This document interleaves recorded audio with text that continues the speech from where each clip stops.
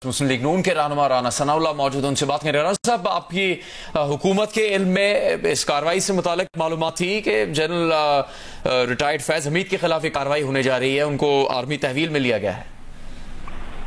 देखिए, ये बड़ा गैर मामूली वाक़या है और इसकी मेरा नहीं ख्याल कि इससे पहले कोई मिसाल मौजूद हो इस लेवल के ऊपर कि वो बहुत ही अहम ओहदों पे जो है वो रहे हैं। तो ये तो हमारे भी गवर्नमेंट या हर किसी के इल्म में था कि एक टॉप सिटी के हवाले से एक इंक्वायरी जो है वो सुप्रीम कोर्ट के हुक्म पे जो है वो इनके खिलाफ हो रही थी और बाकी भी मुख्तलिफ हवालों से इनका नाम जो आता रहा है। तो यकीनन वो चीज़ें भी जो है वो इसमें असरअंदाज हुई होंगी, लेकिन ये इंक्वायरी से मुतल्लक जो है ये एक ओपन बात थी, सभी को मालूम था कि उनके खिलाफ जो है वो इंक्वायरी हो रही है, लेकिन इसका अंदाजा बहुत कम था लोगों को, या उम्मीद कम थी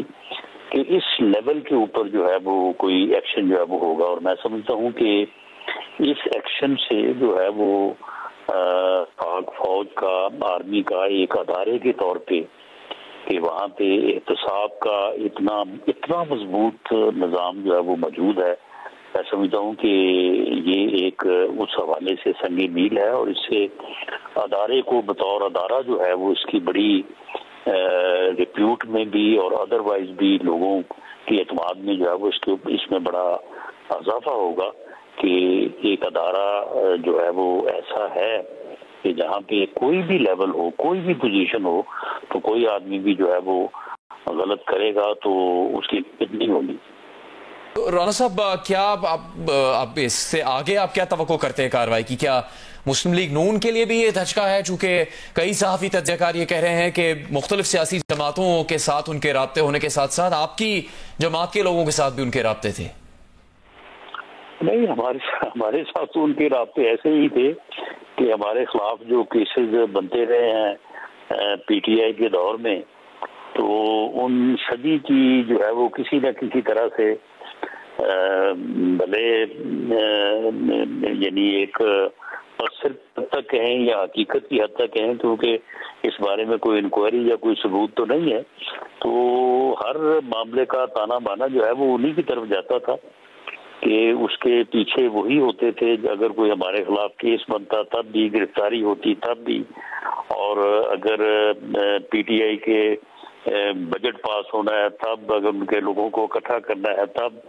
तो ये सारी चीजें जो है ये उनकी जात के गिर्द जो है वो घूमती रही है। राना साहब, फैज हमीद के खिलाफ पोस्ट रिटायरमेंट एक्ट की जिनकी खिलाफ वर्जियों की बात की गई है, आपके ख्याल में क्या ये खिलाफ वर्जियां सियासी हो सकती हैं या किसी और किस्म की हो सकती हैं? देखिए, इस बारे में सिर्फ अंदाजा ही हो सकता है, बाकी मेरा ख्याल है कि हमें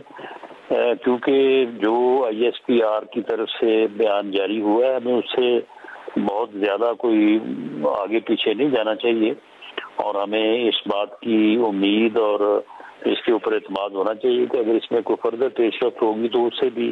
जो है वो आगाह किया जाएगा। एक वैसे कहने को तो जो लॉन्ग मार्च हुआ था ये 26 नवंबर को, जब ये इंसानों का समुद्र लेके आए थे इमरान खान साहब, तो उस वक्त भी इसके ताने बाने, इसकी टाइमिंग, रुक जाओ, आगे बढ़ो, इस दिन पहुंचना है, नहीं इस दिन आना है, तो उस वक्त भी ये बातें की जाती थी कि ये सारी इंस्ट्रक्शन जो हैं ये जनरल फैज हमीद साहब की तरफ से जो है वो हो रही हैं, ये बात होती थी। अब मैं कोई इसकी कोई तस्दीक या मैं कोई इसके बारे में कोई सबूत नहीं रखता, लेकिन जिस तरह से एक बात होती है तो इस तरह से अब भी ये पिछले दिनों में जो 9 मई के हवाले से और उसके बाद फिर जो पीटीआई के हवाले से जो सारा सिलसिला चल रहा है, तो इसमें भी लोगों का या जो लोग थोड़ा बाखबर हैं तो उनकी ये राय थी कि जी मैं पीटीआई की जो स्ट्रेटजी है इसमें जो है वो उनका अमल दखल है, उनकी तरफ से कोई इंस्ट्रक्शंस जो है वो उनको दी जाती है। तो हामिद मीर साहब तो कह रहे हैं कि जो जनरल फैज हमीद रिटायर्ड के इकदाम थे सियासत کے حوالے سے ریٹائرمنٹ کے بعد اس کے نتیجے میں یا اس کے ذریعے سے وہ اس وقت جو حکومت ملک میں قائم ہے اس کو بڑا ٹف ٹائم دے رہے تھے، تو آپ کے علم میں تھیں یہ چیزیں؟ دیکھیں، یہ جو اقدامات پی ٹی آئی کی طرف سے 9 مئی سے پہلے 9 مئی کے بعد کیے گئے اور آج کل بھی جو ان کی اسٹریٹجی ہے یا جس قسم جو بھی معاملات ہیں، اب اس کی تفصیل میں جانے کا تو اس وقت نہیں ہے، تو اس سے متعلق یہ بات جو ہے یہ بالکل موجود ہے کہ جی ان کا اس میں جو ہے وہ عمل دخل تھا، لیکن اس بارے میں کوئی میری جماعت نے یا گورنمنٹ نے کوئی انکوائری وغیرہ نہیں کی کہ میں یہ کہوں کہ جی یہ چیز جو ہے یہ ثابت ہو گئی ہے۔ حمد میر صاحب کیونکہ ایک بڑے سینئر صحافی ہیں اور ان کے اوپر تو یہ پابندی بھی نہیں ہے کہ وہ اپنا سورس آئیڈینٹیفائی کریں، تو یقیناً انہیں بھی اس بارے میں علم ہوگا۔ یہ بات جو انہوں نے کی ہے یہ کوئی جو ہے وہ سبسٹینشیٹ کرتی ہے، یہ کوئی ایسے ہی بات نہیں ہے۔ جی، تو کیا توقع ہے پھر آپ کو اس کارروائی کے بعد حکومت کو، لیفٹیننٹ جنرل ریٹائرڈ فیض کو تحویل میں لیے جانے کے بعد؟ دیکھیں جی، میری یہ اسیسمنٹ ہے، یہ کوئی حتمی بات میں نہیں کر سکتا کہ یہ فوجی تحویل میں ان کو جو لیا جانا ہے، یہ جو چیزیں بھی ان کے خلاف تھیں، جو الزامات تھے، ان کی جو انکوائری جو ہے وہ ہوتی رہی ہے، وہ پریما فشائی جو ہے وہ ثابت ہو چکی ہوں گی۔ ان کے پریما فشائی ثابت ہونے کے بعد ہی اتنا بڑا قدم جو ہے وہ اٹھایا گیا ہے۔ یہ قدم اس طرح سے نہیں اٹھایا گیا کہ جی اس قدم کے اٹھانے کے بعد اب انکوائری ہوگی تو اب معلوم ہوگا کہ کوئی بات صحیح ہے یا غلط ہے، نہیں، ایسا نہیں ہے۔ میرے خیال میں جو ہے وہ یہ چیزیں بلا شک و شبہ ان کے ناقابل تردید ثبوت ان کے خلاف جو ہے یہ آ چکے ہوں گے، پریما فشائی یہ بات ثابت ہو چکی ہوگی، تو اس کے بعد یہ تحویل میں لینے کا، کیونکہ یہ کوئی چھوٹا قدم نہیں ہے، یہ بہت بڑا قدم ہے، اور وہ جن عہدوں پہ جو ہے وہ رہے ہیں تو یہ کوئی معمولی بات نہیں ہے کہ یہ صرف شک شبے میں جو ہے یہ قدم اٹھا لیا گیا ہے۔ میرا خیال ہے کہ ان کا جو فیلڈ کورٹ مارشل ہے وہ ہوگا۔ ٹھیک ہے رانا صاحب، پاک فوج میں جس میں ڈسپلن کا بڑا مؤثر اور بڑا سخت نظام ہے، تو آپ کیسے دیکھتے ہیں اس پیغام کو پاک فوج کی جانب سے، اور اس کی ٹائمنگ کو کیسے دیکھتے ہیں؟ دیکھیں جی، یہ تو آسمان کی بلندیوں کو جا کے چھونے والی بات ہے۔ اگر ڈسپلن کا اور احتساب کا یہ معیار جو اس ایکشن سے ثابت ہوا ہے تو اس کے تو آگے پھر اور بات ہی ختم ہو جاتی ہے۔ میں سمجھتا ہوں کہ یہ بات جو ہوتی رہی ہے، ہم سنتے رہے ہیں،